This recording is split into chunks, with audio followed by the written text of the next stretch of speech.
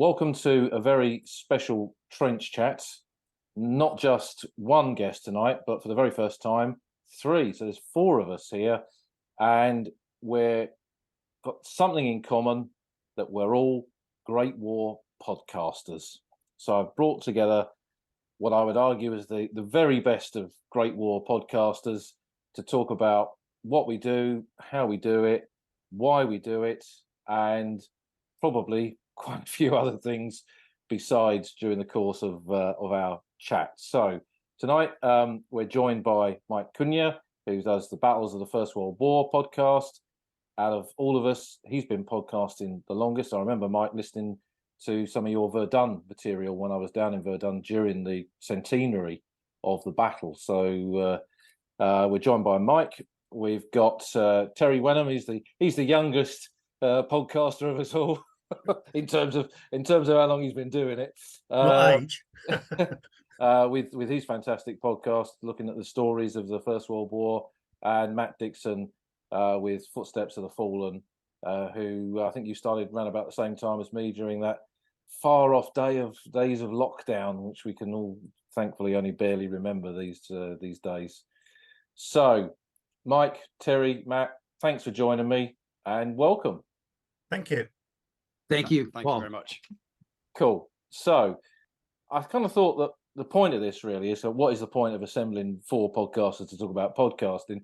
I think it's quite an interesting phenomena, really. I was looking at, because I'm about to move house, so I'm kind of packing stuff, and I was looking at some old copies of Stand 2 from the very, very early days of the Western Front Association, and that was kind of, that was the old school way of kind of communicating interest and generating interest in the First World War, and here we are, like 40 odd years later, and we're able to do this through the medium of podcasts.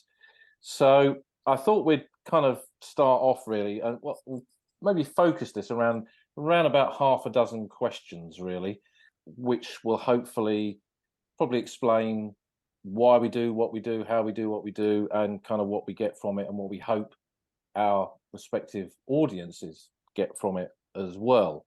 So if we kind of start off with the first question, which is, what were our motivations for starting a podcast? And in those years that have followed since we started it, is this the thing that still drives you? And if it's not, how has that kind of changed? So, Mike, you've been doing this for the longest. I will kind of kick off with you, maybe, if that's okay. Sure. So first, Paul, I just want to say thanks for inviting me on. And it's really great to be considered part of this group of I hold you guys in very high regard. Terry, I'm sure I've never asked you, but I'm sure you're much like Paul and Matt, like you guys go without script. So I'm sure you go without script as well. It's that's not something I can do. I'm a terrible public speaker without a script. So all of my podcasts are tightly scripted, like even the bad jokes.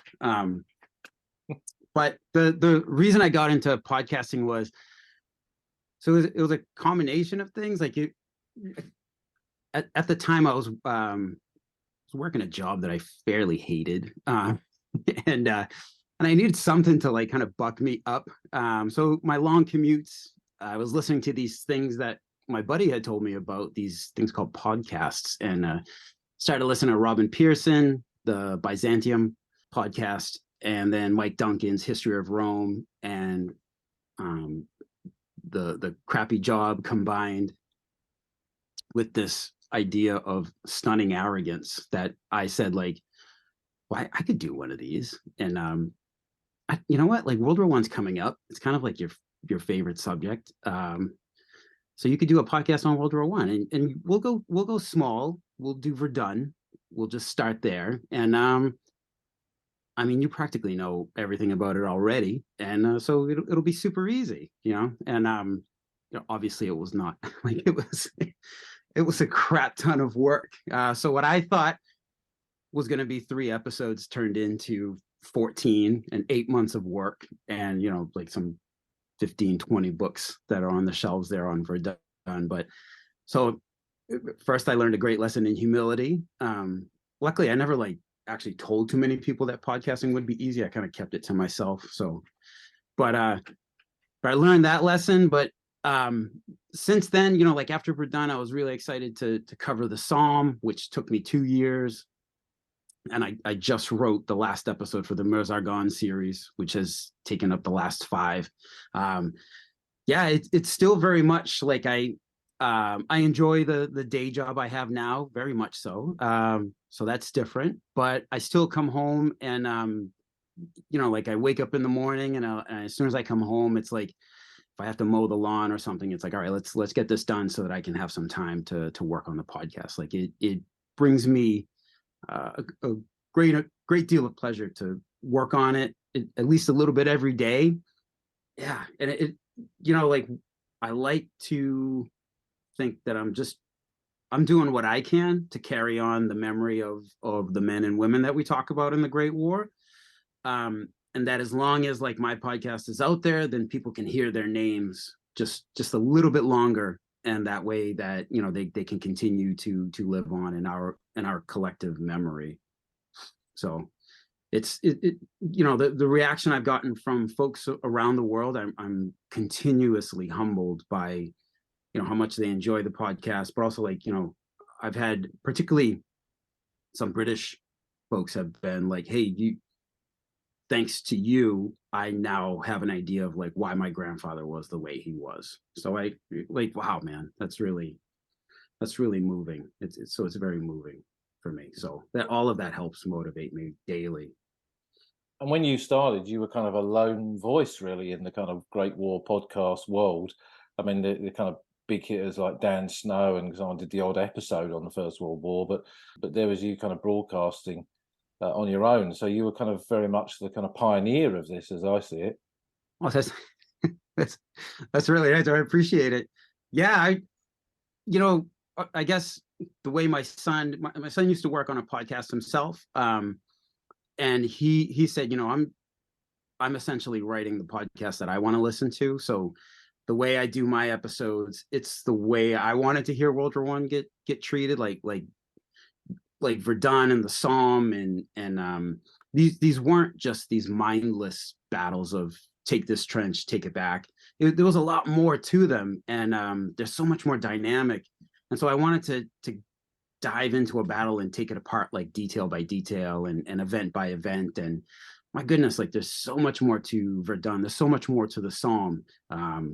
It was actually covering the Somme that I realized that there wasn't just the 1st of July. There was about 140 days afterwards as well. So all of them, like just all of them fascinating, like such a, like, and studying something like the Somme as you go through July and August and September 1916, you're seeing like the British Army develop that steep learning curve that they had. Like they were much better on the battlefield at like by November, even though exhausted and a very expensive learning curve, but they were a better army. And you get to see that when you dive into something that deep. So yeah, but just making the podcast that I wanted to hear.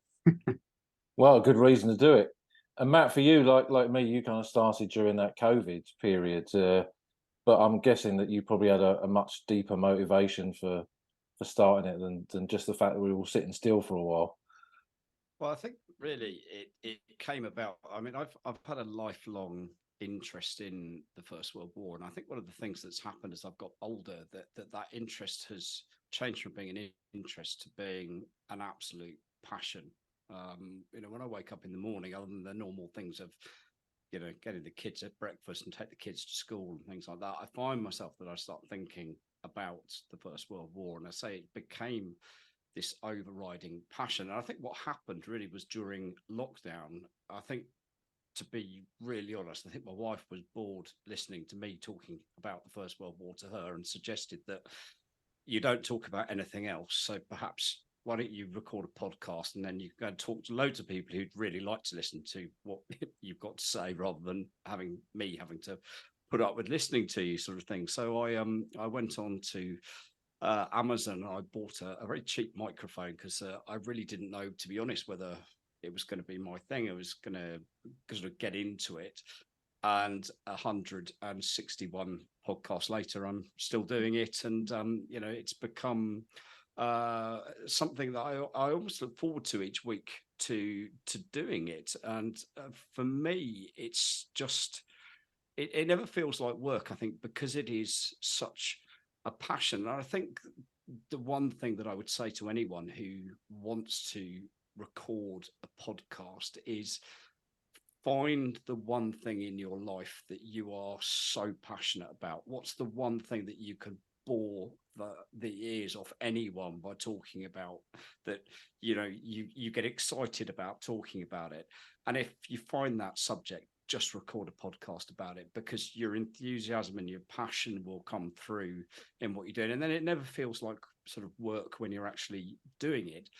And I think as well, one of the things that struck me more and more over the years as I've visited the battlefields is I have a real love for the cemeteries and the memorials, but I had this sort of moment where you suddenly stop seeing a row of headstones and you realize that every name there is somebody's grief. It's someone lost that's someone's son. That was a family who grieved, and every headstone is a personal story to tell. And the Great War, above all, about this huge change that it made to the world and social history and that sort of thing, it's a human tragedy.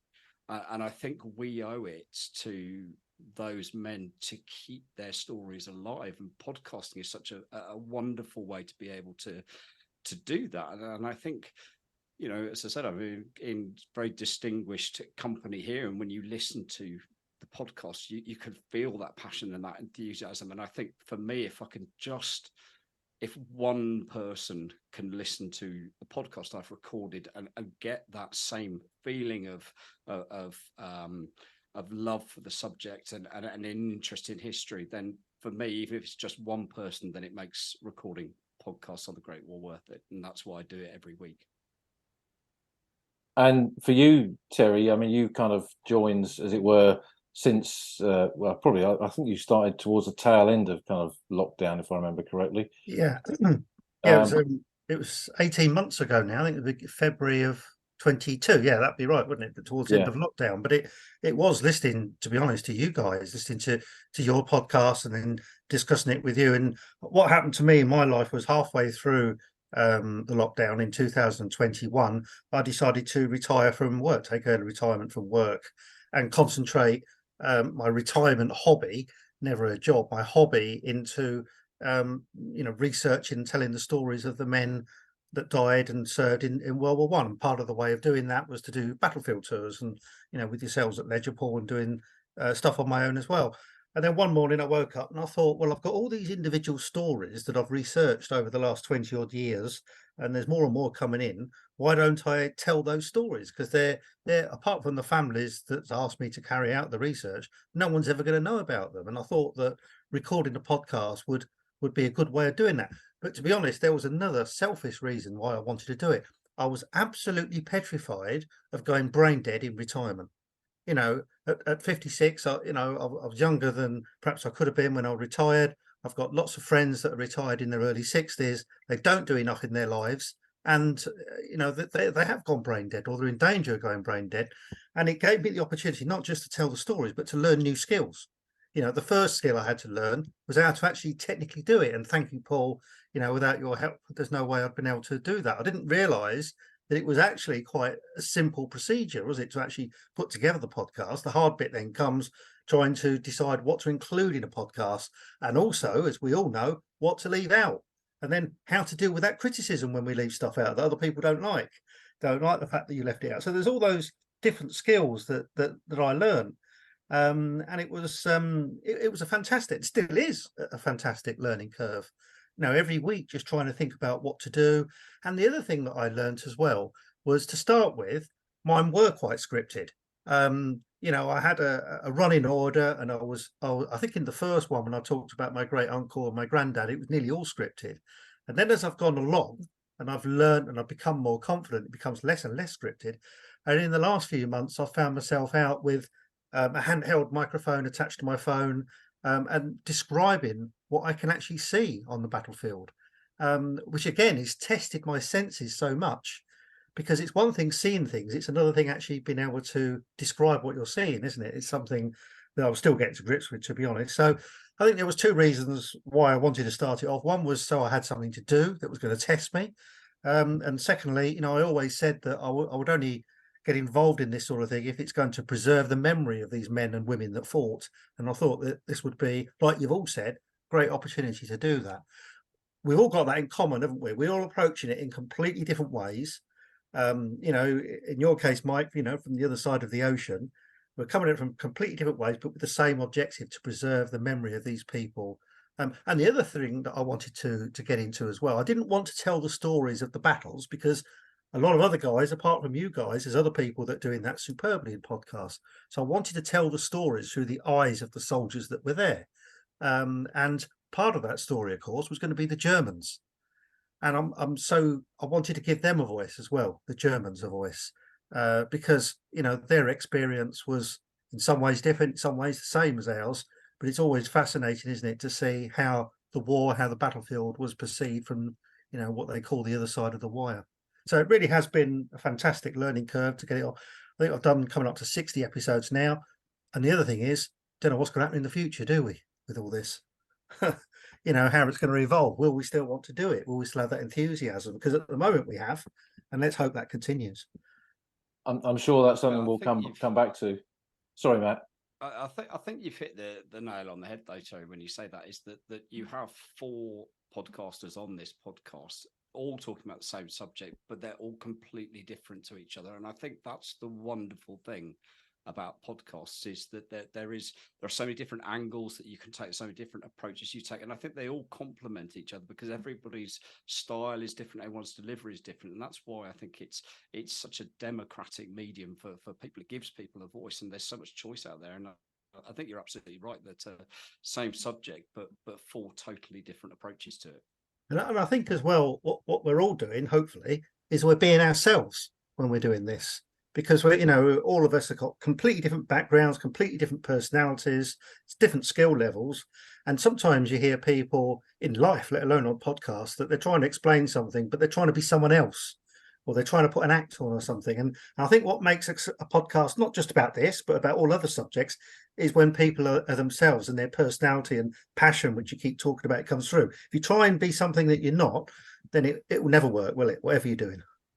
No, absolutely. I think you're absolutely right. It is one of those mediums where that if you were kind of trying to fudge it really, or put on something, then people would soon kind of guess, which I guess brings me to question number 2, which is, compared to other more, kind of usual mediums of conveying the history of the Great War, what do we think that podcasts bring to our understanding of the subject, and what ways do they kind of explain it, perhaps differently or better, or maybe not better, compared to those more traditional mediums of books or TV documentaries or things like that?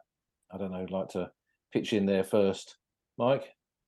Things that I've found with this, sorry Mike, it is, I think what I always try and aim for when I'm doing a podcast was I'd like the person listening to it to feel as if I was walking alongside them at the time, where we were just having a chat, or sat in the pub having a beer together, having a conversation. And I think you're not there as a podcaster to lecture people. You're there to tell stories. You're there to educate people, but through the medium of conversation. And I think for me, that's the most important thing, because people can read books and you get a very sort of factual approach to it, but podcasting is a much more personal medium than the written word. And I think the other thing as well, and I think Terry sort of alluded to this, is that when it's a spoken word, you feel the emotion and the enthusiasm for the subject much more than I think perhaps one would get in the written word. Perhaps that's certainly how I feel about it. Yeah, go on, Mike. You go.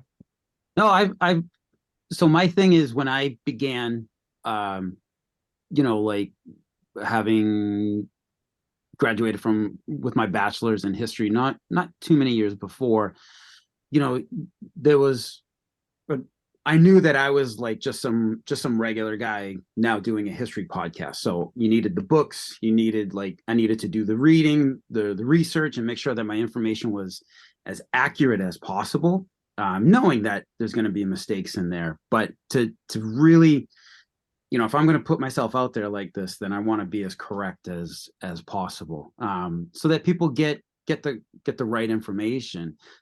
And it's funny, like I always approach it like I love reading. I love writing as well. So that's why I part of the reason why I do the scripts is I just enjoy the writing process. And so doing that, like I do want to tell a story. I want to tell it in a casual, somewhat conversational style that'll get people engaged and reading the excerpts of these letters, like you try to convey some of that emotion that the writers may have been expressing when they were writing it. But my goal is always like, I hope that people will listen to my podcast and be like, wow, you know what? Like, I want to learn more about the Psalms. So they'll like, well, Matt, Terry, Paul, like they do these podcasts. I'm going to listen to them too. And I also hope like folks will go out and get more of the books, to support the authors out there. But also like to just read, like, hey, like this is what I do, like to get information. Like I bury my nose in a book, and and if you think the Psalm is that interesting, man, like there's tons of books out there. Like go ahead and dig deeper, just get folks reading. Because like Terry said, like keeps people keeps books sharp, So but yeah, like I just always trying to be accurate, but always like just trying to tell the story. I think what podcasts give us that nothing else does is direct access to the whole world, to all the people out there. I mean, as Paul knows, you worked in television and the media for many years, and if you want to produce a documentary or anything at all, you've got so many hoops that you have to go through. You've got your finance and the production, TV companies, and all the politics that goes on with that. And it's a long journey. It has been a long journey for you, isn't it, over the years? But with podcasts, anyone in the world, if you've got a piece of software and a microphone, you're away. You can do it. You can access all these people. There's nobody to get in the way. It also, as opposed to the written word, it gives you the opportunity to do interviews, and people can hear other voices and other people's passions and interests. You can interview people out on the battlefield like we've done. You could introduce sound effects as well. And I think that the strange thing is for me that I still can't get used to is that when I sit down and start recording it, when I'm in the office where I am now, I feel like I'm talking to myself, and I tend to forget I'm telling the story to myself, and I tend to forget that there's going to be, so many people all over the world listening to it. And then when I get feedback from people and they come back and say, oh, I enjoyed that, or whatever they say, it then comes as a surprise. I think, oh, blimey, someone else has heard that as well. I still can't get used to the fact that I'm not just talking to myself. And I think that the other reason why people are so used to listening to podcasts now over the last few years is that they're used to listening to audiobooks. People take audiobooks on holiday, or they take them to work and all these other places. I think the podcast is an extension to that, really. People are used to listening to that rather than reading things. But yeah, it's still, I wonder what's next. What there'll be after podcasts. I suppose video, YouTube streaming and that sort of thing. Which I know you just kicked that off, haven't you, Paul? Yeah, I'm not doing kind of live streaming. I think I'll draw a line of that. I don't think the world's ready for that yet, but it will. But no, I think what you kind of hint at there, which is the portable nature of podcasts. I know you can carry a book with you anywhere, but I think kind of to think that you can kind of drive around in your car and you can, connect your smart device to the speakers in your car, and you could be driving down the Albert Bapaume Road, or kind of going over the Passchendaele Ridge, or taking the Meuse Valley, up towards the northern end of the Verdun battlefield, and you could be listening to one of our podcasts while you kind of do it. That is really quite something. And I'm sure, possibly some of you have had this as well.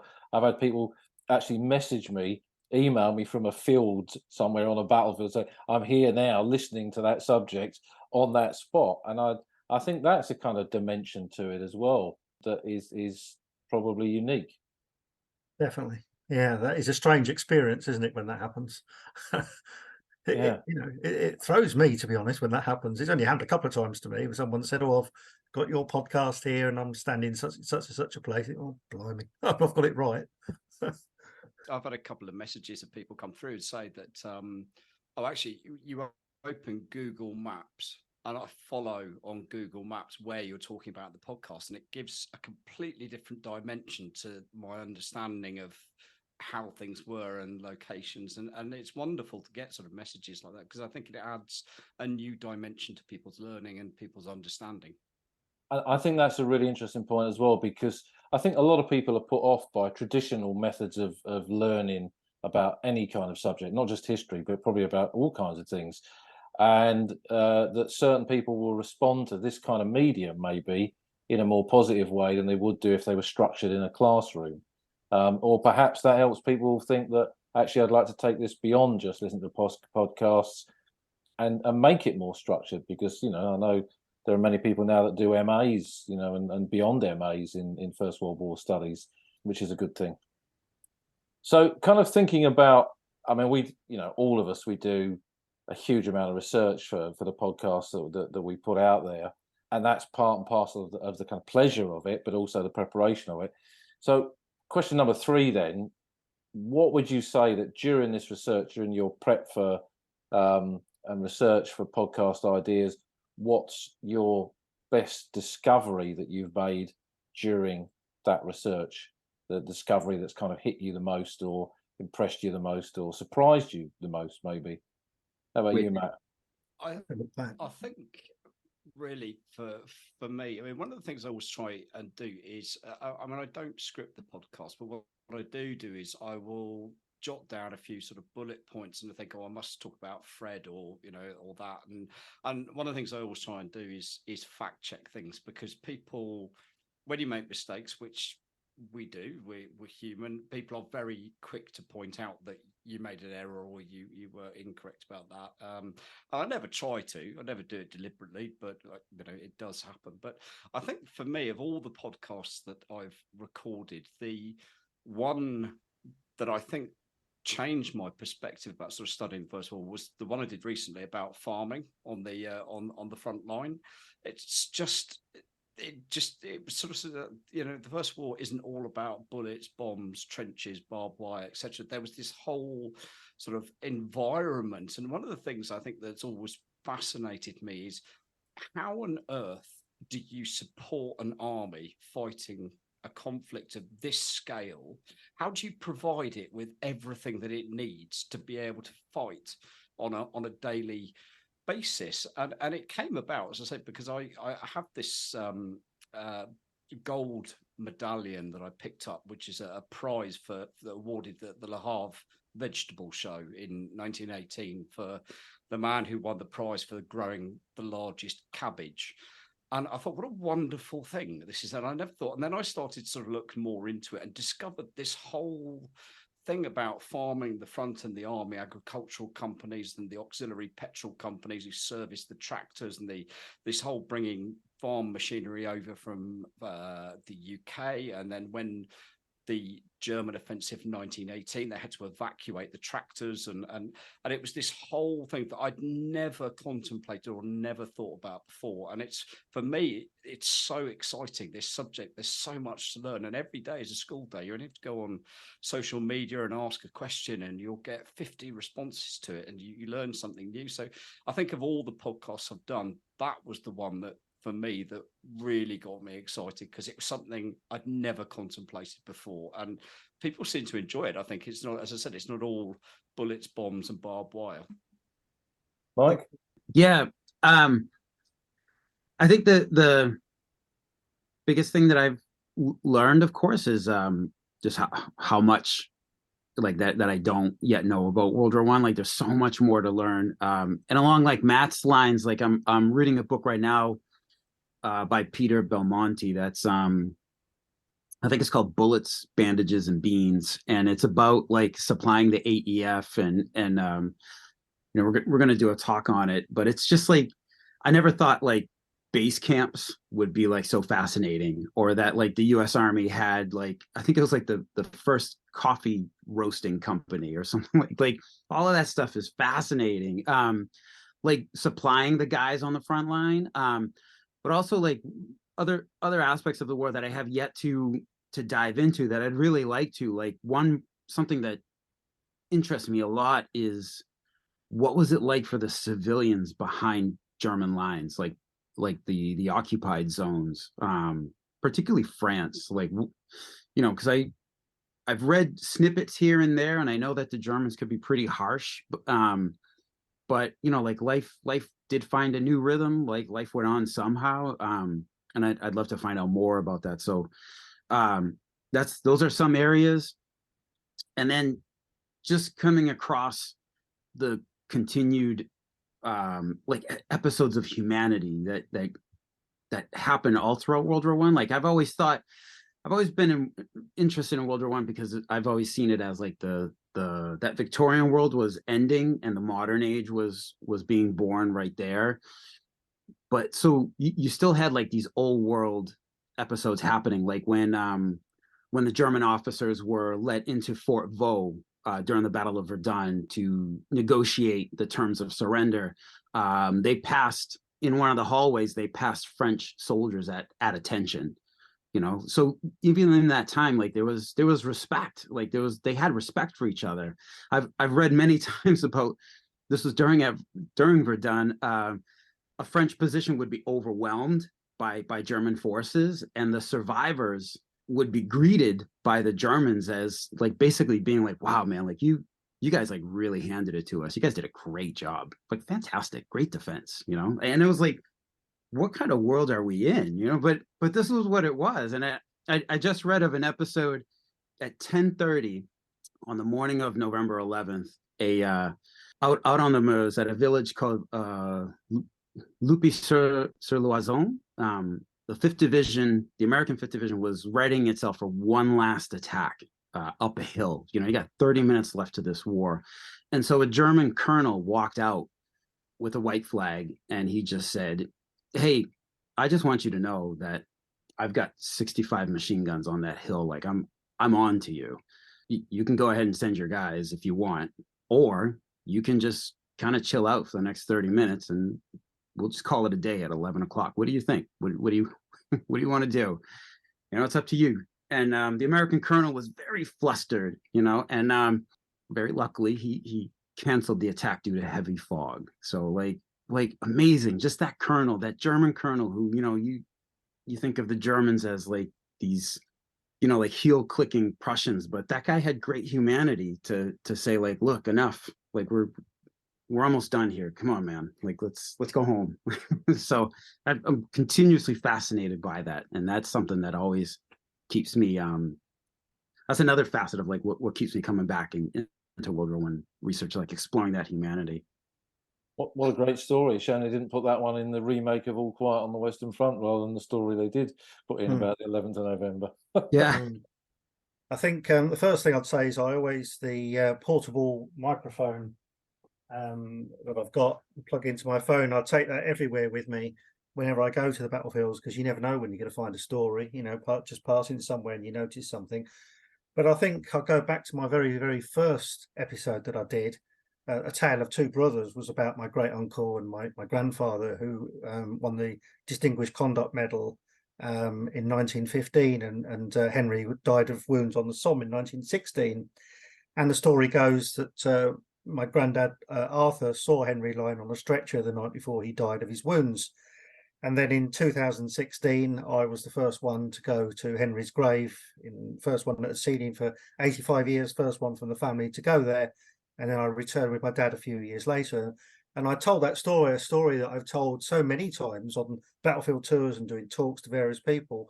But when I sat down and put that together in that very first podcast, it was a very strange emotional feeling. It was almost as though I was unburdening myself, you know, knowing that at last I was going to be able to share those two stories with the rest of the world. And it also took me back. I remember sitting here recording it, and it took me back to that day in 2001 when the Commonwealth War Graves Commission had only just put their records online, and we discovered where Henry was buried. And standing at his grave in Bouzincourt Communal Cemetery Extension, looking down at his name, seeing my name on his grave, seeing that he was 20 years old. And it was one of those moments in life that changed my life. So recording that first podcast took me back to that day in 2001. It took me back before that.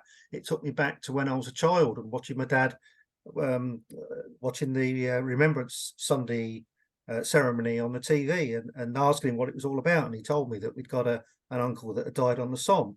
So it took me very much back in time, and it gave me that base really to go on and tell the other stories.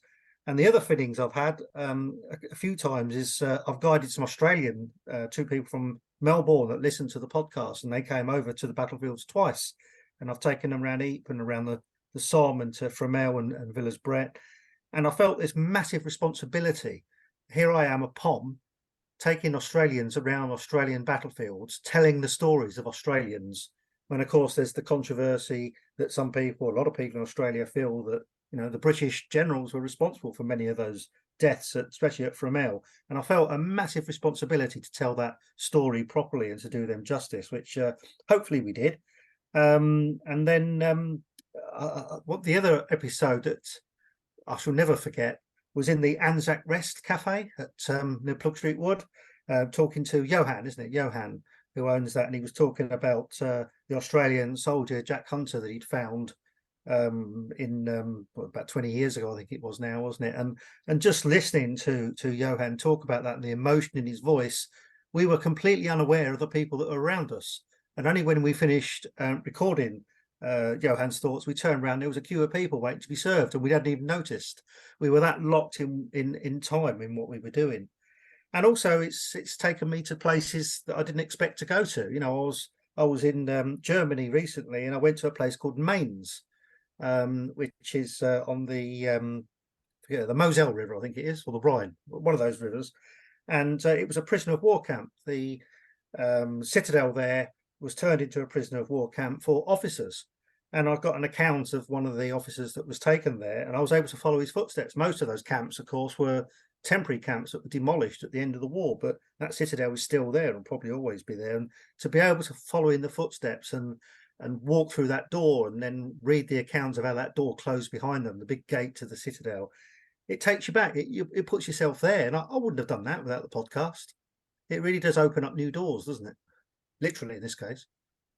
And by opening those doors, you're also, through the podcast, I guess this is another kind of reason, going back to some of our previous points, is you're opening those doors for the audience that then listens. For other people, yeah. And then hoping that they will then make that journey themselves to these places. Yeah, which I'm sure I know that's the case for all of our podcasts. So one of the things that kind of interests me, coming on to question number 4, is kind of, and I've said this a lot to people recently, it's about how, I guess, doing the podcast or thinking about the podcast has completely changed the way that I feel and view and in some respects almost understand the Great War. So that's the question really. How do you guys feel that doing the podcast that you've done has changed how you feel, how you view, and how you understand this subject? Mike? So to me, visiting the Meuse region now, like the years of really diving into the Meuse-Argonne campaign of the U.S. Army in autumn of 1918, it now seems, I don't know, the whole region is very, it's like I can feel the weight of memory there. And I know it's probably just me applying it, but in the Meuse, it's pretty particular because the villages they were rebuilt almost exactly as they were pre-war. And the fighting in some places was of a nature that it moved through fairly quickly. So you don't get the moonscape of Verdun and the Somme. You definitely had smashed buildings, but they were all rebuilt and everything. So you get this, like, you get to step back in time, and so the villages of like Romagne, Saumont-Faucon, and Cunel, and Nantua, like, they're all pretty much the same as they were 100 years ago, and more in 1918. So and now, like, knowing what happened in these places, like knowing that you're at a crossroads in Cierge where a doughboy from Wisconsin was killed, when he was working as a military policeman, like, it's just like, oh my God, like it probably wasn't that different from what it looks like right now, you know, and just makes it real. And I just feel like so much more connected to the landscape, but then to the men who walked through. And like Terry was saying, like you feel a responsibility to tell the story as accurately as possible, and also to bring their words, try to bring life back to them so that people can understand what these guys went through. Like in the case of American Doughboys, you know, this summer we did the tours in France, and then I stayed on longer, and I managed, I got to bring my wife out to the Meuse region for her first time.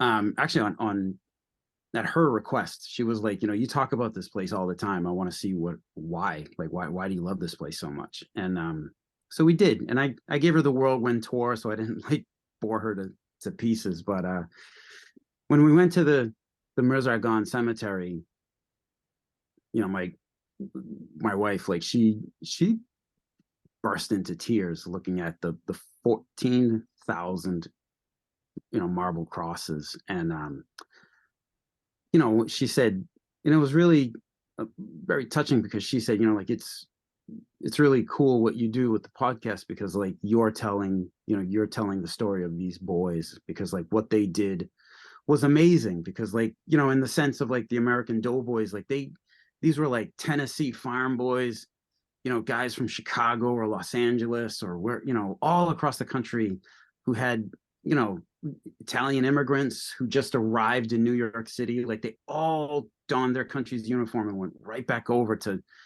fight the Kaiser and liberate France and Belgium. And, these just regular kids, just kids, and so that, yeah, it really, I feel, with all the research, like I feel a much deeper connection now to reading about these guys and their lives. So I'm ultimately I'm just really grateful, and it drives me, like, yeah, while I really enjoy this passion project, and it's also like there is that responsibility of like, yeah, let's do the best we can here, so that we honor these guys correctly. How about you, Matt?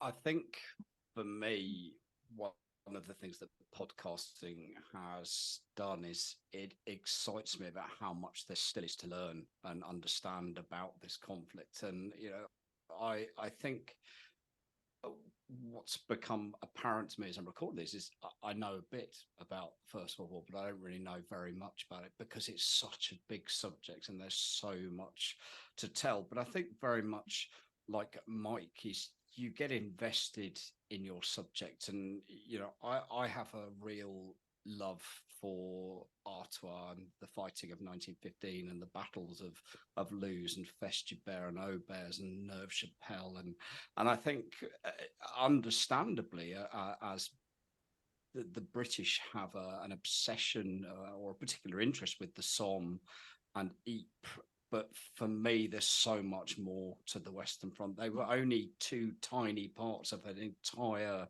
long battlefield. And I think what it's given me is a real connection with that almost spiritual place on the battlefield that I find when I go and visit the lesser known, I call them the lesser known battlefields of the First World War, but the Aubers Ridge and Neuve-Chapelles and Festubert and that sort of thing. And it's given me a renewed, I think, sort of sense of enthusiasm about the subject to research it and develop my own knowledge. But I think also as well, it's the opportunity to perhaps introduce battlefield visitors to maybe an area that you would otherwise have just driven past on your way down to the Somme, as you go down the A26 from Calais, but pull off, because within 5 minutes of the motorway, you're in the graveyard of the British Army in 1915, and everywhere you go there's history. And for me, I think it sort of renewed that enthusiasm to learn more and tell more of the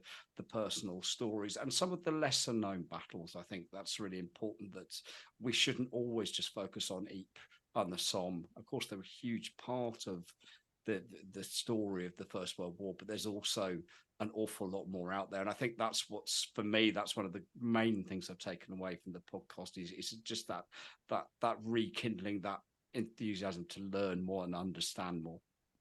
And how about you, Terry? Yeah, it's strange. When you asked that question, I thought, oh, blimey. And me being me, I have to scribble down my thoughts. Otherwise, I can't express them very well. And I hadn't really thought about it until then. But while you've just been talking, I think that the word I've written down at the top of my page says it's personal.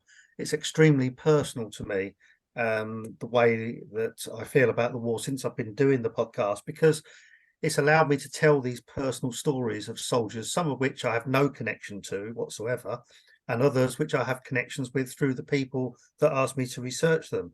So it's given me, like a couple of weeks ago, I took my neighbours here in Northampton over to the battlefield. She was 92 years old, and I took her to see the grave of her grandfather, which she'd never seen. And that story will be told in one of the podcasts. And it gives me that personal connection with that soldier that I wouldn't have had I not been to that grave and not had to tell his story in the podcast. And it's also, the next thing is, it's allowed me, it's forced me and given me the opportunity to research some of the battles that I didn't know much about in more detail. Like, for example, the Battle of Neuve Chapelle. It's part of that forgotten battlefield, isn't it, that Matt referred to there. A lot of people from Northampton, where I live, died in that battle. So I told the story through their eyes. And therefore, I learned so much about that very small battle through the eyes of the men in Northamptonshire. And it gives me, therefore, that opportunity. It comes back to that word personal, of bringing these guys back to life. Maybe they've been forgotten about, and it's keeping their memories alive. That's the two things that we focus on all the time. Yeah, and I think also after the centenary, when that ended, and then, of course, we had COVID, we all worried about what would happen to the idea of visiting the battlefields and understanding and learning all about it. And I think the fact that these podcasts that we've all been doing have contributed towards keeping the interest in the Great War alive. Again, it comes back to we've all contributed to that, and I feel that I have, and therefore, it does feel very, very personal. And also, when I walk through that gate or that entrance at the back of Tynecott, and it opens up. I've done several podcasts about Tynecott, about some of the soldiers in there, and we've had people on to talk about them. That really does feel now more personal when I enter places like Tynecott and Sayre Road number 2 and Teetvale Memorial, because now I look at the names of those soldiers and some of their graves, and I think I really do feel as I know him, because I've told his story to a worldwide audience. And it feels like I've written down 2 words again: a privilege and an honor to be able to do so. And it all comes back, all those things I've mentioned come back to the first thing I wrote at the top of the page. It's extremely personal to me. It really is. And that's what, for me, I think that's probably the most important thing of all. You feel like you've contributed so much in some small way, I suppose, so much in a small way, to keeping these guys' memories alive. Even the ones that survived as well, of course, not just the ones that died. I think personal's a good kind of expression for it, because each of us have put our own personality and our personal interest into the podcasts that we've done, and I think that is a massive kind of strength of it, really. And I think for me, kind of, as I mentioned at the kind of beginning of this question, I really do feel as if it's kind of changed the way that I look at it. I mean, we've used this kind of reference to different aspects of the First World War. Layers is kind of one word that I often kind of say about it. And it's made me realise just how many layers that there are, and that they've kind of existed around me in isolation, and sitting down and kind of trying to bring some of this together to the podcast has kind of brought them all together in my mind. So it's kind of, I find myself every time I travel back out there now, I kind of seeing it almost with new eyes, and I think certainly during, I don't know how you felt, but during COVID, you'd often wondered whether we'd ever get back there again, kind of like that. And it was the nearest. I remember a couple of the First World War veterans I interviewed during the Second World War who had gone on trips to the battlefields in the 30s and this strong compulsion to visit a particular grave, in their case, wondered if they would ever stand at their mate's grave again. And they did, right up until the last years of their life. But for 6 long years of war, they couldn't do it.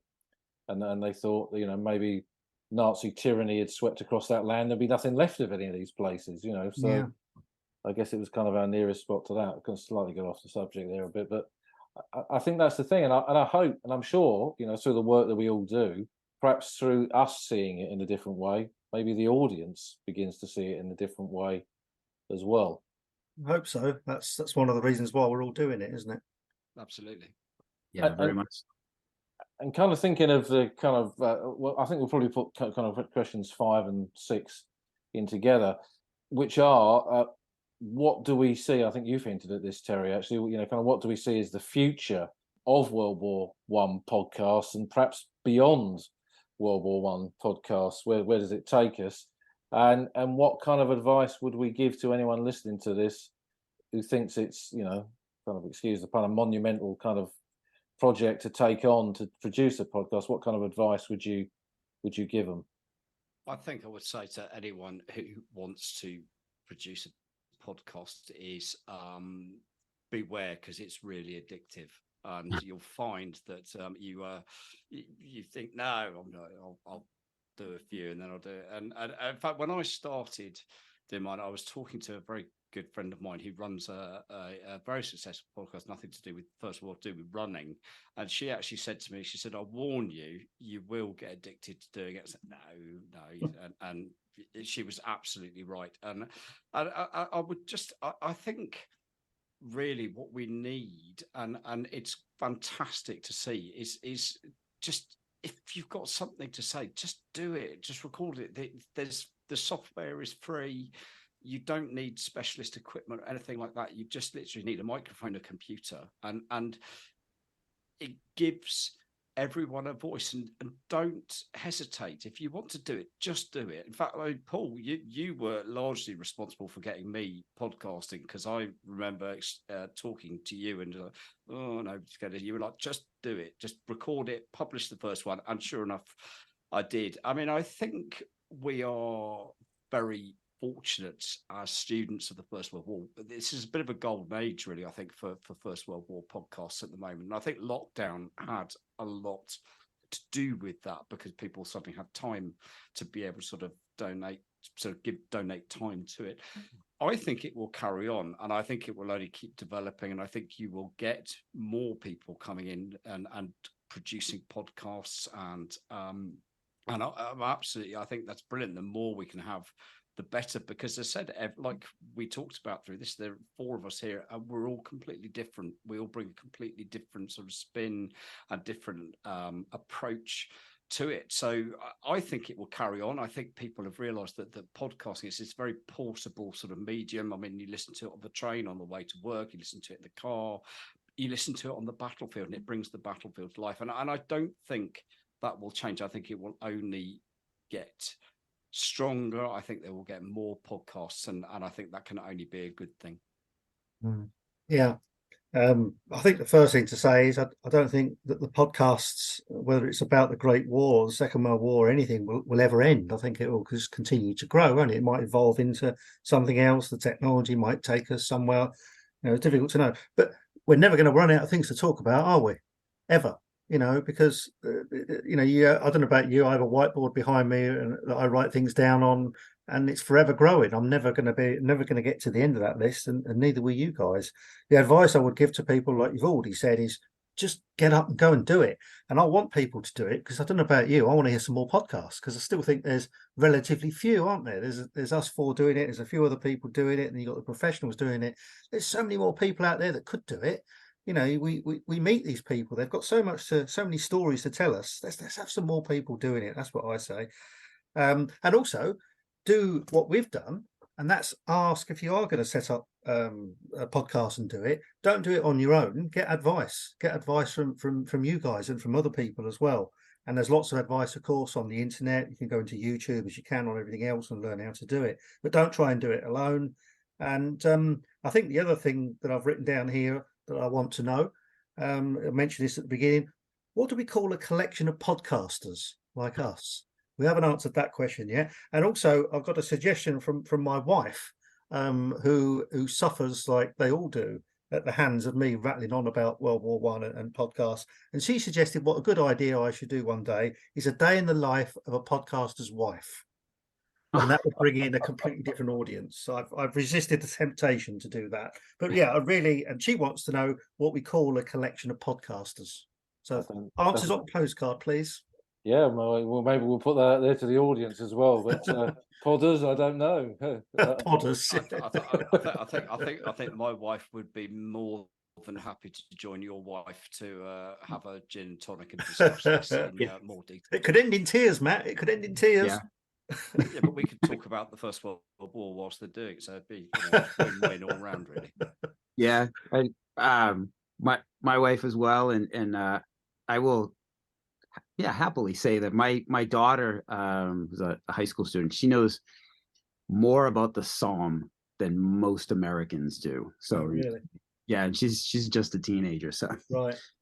As far as like the future of World War I podcasting, like I think now is a real golden age of research. There's so much stuff coming out. I mean, something that comes to mind like right away is Dr. William Philpott. Like he just released co-authored a book on French generals, which I've been thinking, part of my interest in World War I is the French experience, and that the barrier of not reading and not speaking French fluently like limits what how much I can access French memoirs and histories, which there's so much there. Although Google Translate does help kind of bridge that at least a little bit. But there's so much stuff coming out. Like I was like, gosh, I wish like there would be something more on the French army coming out, and then well, there you go. Here's a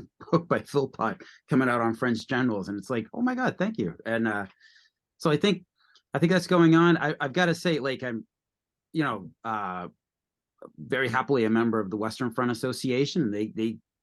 They're continuing to, you see new articles coming out all the time in their journals. But also I'd like to highlight the work of the Great War Group with Alex and Beth. I mean, those, I think I'm at the age where I can say like those kids are just, there's such a force to be reckoned with, and there's so much enthusiasm coming from them and everyone in that Great War Group. It's so cool to see what's going on, and that they're carrying on that research of the Great War, and they're like they're passionate as well. So to see that continue on. Also, like as far as anybody like wanting to get into podcasting or something, like definitely ask around, ask someone who does a podcast how much work it is. But to go back to what Matt said, like definitely, like if you're passionate about something, like get out and just do it, and just do it, because like the world needs passionate people, because like passionate people are they're fun and exciting to be around and to listen to, and they're like they motivate you as well. So when when I hear your podcast, is just like, oh my God, like I need to find out more about Aubers Ridge like right now. So to hear stuff like that. So definitely, like the world needs passionate people. So if you're passionate about something and you want to tell the world about it, just do it. Just do it. I think that's a really good point you've made there, Mike, because with this age of social media, X or Twitter, whatever it's called in particular, there is so much, what's the word?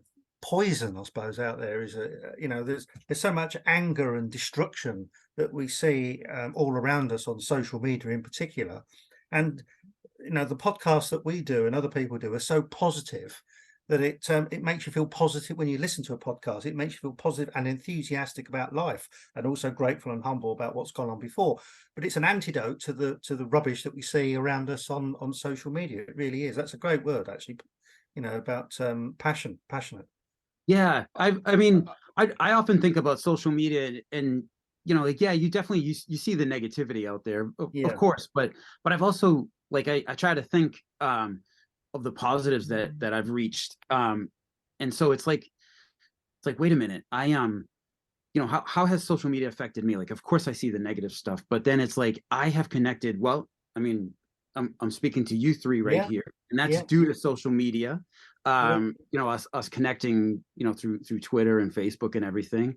You know, I've had dinner with Matt in London, in person, face to face, like, because of, you know, social media. I've spoken, you know, this past weekend I spoke with a gentleman in France, you know, because like he listens to the podcast and we just talked on the phone.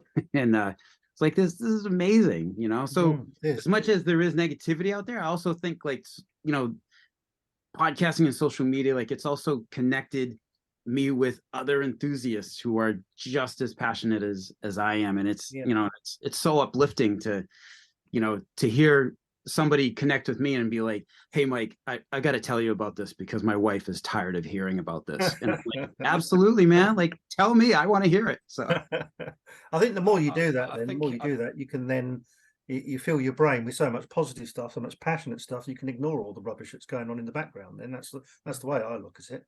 I think it's absolutely right, though, is that one of the things for me that's been a huge plus of podcasting is this connection with this amazing group of people on social media, on Twitter. I will always call it Twitter. I refuse to call it X. It's Twitter, and it always will be. But I've made some amazing friends in real life through doing a podcast where you connect with people, and it's that shared passion. And I think that on the whole, the Great War community and the people who are interested in the Great War are decent people, and we all share this enthusiasm for this amazing period of history. Of course, yes, there are, like any walk of life, there are people who maybe view it slightly differently, and it's an opportunity to debate and argue and things like that. But on the whole, I think the Great War community is very welcoming, very friendly, and I think what it's done for me now, I know that if this question I've got about First World War, I could put it on Twitter, and within 5 minutes, I'll have had 10 responses, and you know that it's probably going to be correct. But I think it's just one other point as well to make about podcasting, about people who may be apprehensive.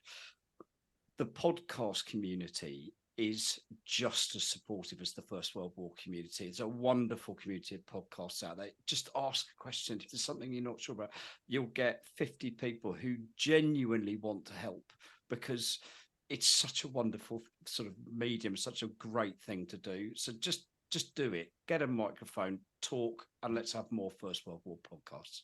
Yeah, definitely. Absolutely. And, you know, we kind of mentioned, I mean, you mentioned the Great War group there, you know, with championing a lot of female historians. We need a lot more of those kind of voices coming through. And I mean, at the moment, you know, we kind of know that we pay for a host to host our podcast, and some people that is a bit of a barrier. There are some podcast hosts that offer kind of free services, but it kind of looks that in the very near future, YouTube will be allowing people to actually host podcasts RSS feeds, which is the feed that you kind of draw everything from, for free. So, you know, if that happens, you know, I would hope and really encourage anyone listening to this, that's your kind of moment to step out. But it removes a barrier then, doesn't it, if that happens? Yeah. But they're up and coming. I mean, I don't know if you've seen it yet, but Caitlin D'Angelis, who's got this fantastic book coming out about the Gardeners, Commonwealth or Imperial Wargraves Gardeners who went through the Second World War. She's just launched a podcast telling some of the stories that she couldn't put in her book. And again, kind of perhaps going back to some of the things we discussed, I kind of think, having written a few books myself, there's so much you leave out. You can't get all this kind of stuff in a book. You know, I'd say to authors out there, you've got files of research that you've not used for something. Get in there and do a podcast, because it's not, I'm sure we'd all agree, it's not going away, is it? Podcasts are kind of part of the mainstream now, and all kinds of levels. Absolutely. And I was reading kind of in The Guardian that there's lots of celebrities doing podcasts, but they kind of rotate around the same podcast again and again, and people are veering away from them and searching out more and more unique content, which is, I guess, is where, you know, us with the Great War and many other people doing other subjects kind of come in. I think the difference is, Paul, in that example that you just mentioned, is that those celebrities are promoting themselves, all we're doing is telling the stories of those that went before us. This isn't about us, is it? These podcasts are not about us as individuals. That's the difference. No, absolutely. And I think that's, I think, you can't help but be humbled really by this subject, can you? No, that's right. I ought to, while I get the chance, talk about the platform and hosting platforms. Is that the right phrase for it? You call it? Mm-hmm. And Tales from the Battlefields, my podcast, is hosted by the Army Benevolent Fund, ABF, the Soldiers Charity. They do their own podcast, and so they set it up and cover the cost for me. So they ought to give a good credit to the Soldiers Charity, which I'm one of the fundraising ambassadors for. So thank you for reminding me of that. No problem. I know you do a lot of work for that too. And I think that's the other thing is, I mean, Mark, I know you were in the military. Kind of veterans is a really important kind of thing that drives all of us veterans of the past, but kind of veterans aren't just in the past. There are veterans now that kind of need the same sort of assistance that veterans after the Great War would have loved to have possibly or certainly needed that kind of thing. So it's good to kind of connect with that as well. Yeah, absolutely. Like I think of a lot of the, like, one kind of sad case is Lieutenant Colonel Charles Whittlesey, the commander of the so-called Lost Battalion. In my buddy Rob is going to be mad at me because I'm off on the year. It was 1921 or 1922. He Lieutenant Colonel Whittlesey committed suicide. Like it was, his experiences were too much for him. And so I think of that, and then I think of here in the U.S. we have on average, I believe sometimes it's 22 veterans a day who take their own lives, and so it's like, I get that to me those two things are very connected in it, and it's like, if I can say anything, like if you're listening to this podcast, if you're a veteran, if you're feeling anything like that, like please go get help, like, and please talk to someone, like please, you don't have to suffer alone, like Lieutenant Colonel Whittlesey did. Like the supports weren't in place at those times, and I think it was his own particular circumstances, but like, please go talk to someone. Like there's, and the same goes in the UK as well. I don't know what the numbers are, but we've still got Northern Ireland veterans, Iraqi veterans, Afghan veterans, and even guys that didn't see conflict. They're coming out of the army and they just can't cope with civilian life, and that's what the ABF is there for, to help these people. They do it in lots of different ways. It's never a handout financially. It's always a hand up to try and get people into housing, into jobs, into education. And that's what inspires me to be a volunteer for them. As a civilian, I always said that when I went into doing this, I would only do things that are going to help remember the soldiers of the past that have gone, or help soldiers of today. And being part of the Soldiers Charity, that's what motivates me to do that. I see it firsthand every time I meet these veterans. I'm completely in awe of them, to be honest. No matter what they've done, what experiences they've had. Paul, some of them that work as guides at Ledger, and they're inspirational, aren't they? They really are. And I feel as a civilian, I owe them so much, and always will. And I think as well, I mean, we kind of touched on this in a recent chat with Professor Peter Doyle, the kind of resonance with events in Ukraine, because here are three of us on the western side of Europe, right over on the other side of Europe. There's a war on European soil taking place right now, in often, particularly as we creep towards the winter, conditions very similar to things that we've discussed about the Western Front, on all of our podcasts. I think for me, it's made me really kind of think about that some things kind of never change, that there is the same experiences of soldiers and the problems with what war does to a landscape and to an entire generation. Is not confined to the pages of the past. It's still very, very relevant even now. Yeah. I think one of the problems with history is we haven't learned the lessons of history, and that's, we've gone full circle, and we'll just keep going full circle, won't we? That there'll always be war because no one has learned the lessons of the past. So as a kind of final shot, then, is there anything you kind of like to just add, really, or say about your podcasting experience, or kind of looking ahead, where you see yourself going with it, or kind of anything really, just to round things off?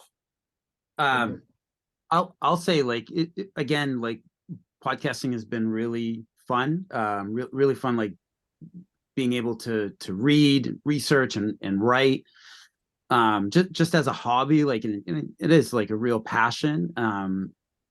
So again, for those folks, like, if you know, if you're into, I don't know, the French Revolution, or something not even history related, like, just go for it.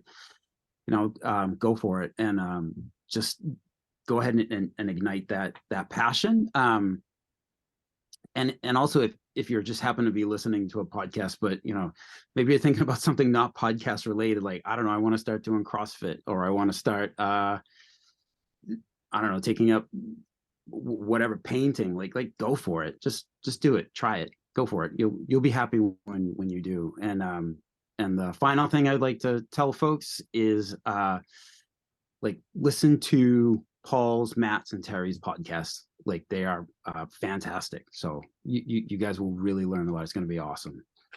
Matt? Yeah, I think absolutely. I would agree with that, and I think, Paul, obviously, thank you very, very much today for the opportunity for us to come on to your podcast, and I think we all, every single one of us, have to congratulate you on the just remarkable and very much deserved achievement of over 1 million downloads for the Old Frontline. I think every single one of us who produces a podcast on the First World War, we've got a really high benchmark to aim for, because I think you do set the standard for First World War podcasts, and just congratulations to you. It's a hugely deserved, and so just a remarkable achievement of 1 million downloads. So many congratulations, and job well done.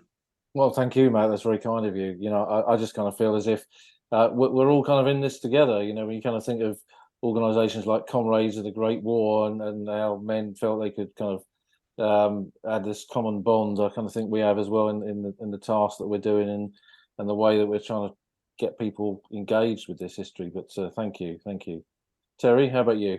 Well, obviously, I echo everything that everybody has said, and it's been fantastic tonight to meet everyone. I think what's coming through, and in your voices, and I can feel it inside myself, is the emotion and passion that we all feel about not just the podcast, but about each other as well. The comradeship, I suppose, that you touched on there.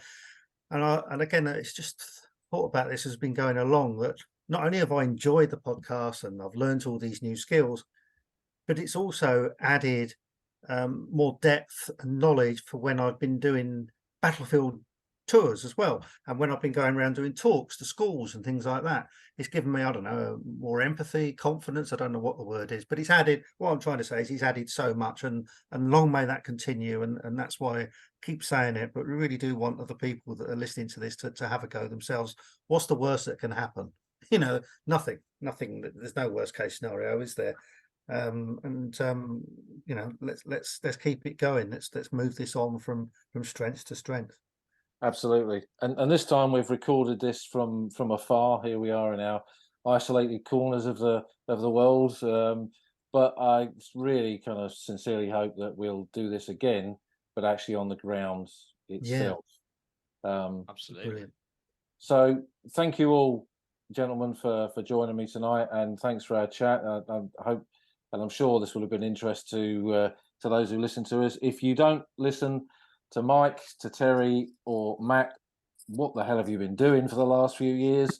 Come on, listen to those podcasts, because everything, we all kind of supplement and support, and I think really reflect on the kind of wider subject that binds us all together.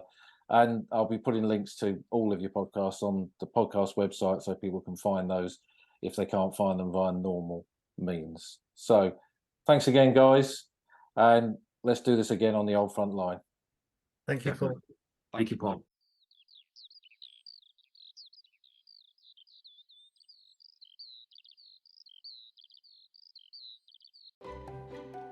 You've been listening to an episode of The Old Front Line with me, military historian Paul Reed. You can follow me on Twitter at Somcor. You can follow the podcast at Old Frontline Pod. Check out the website at oldfrontline.co.uk, where you'll find lots of podcast extras and photographs and links to books that are mentioned in the podcast.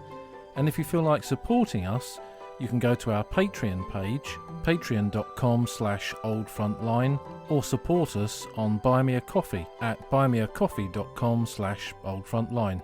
Links to all of these are on our website. Thanks for listening, and we'll see you again soon.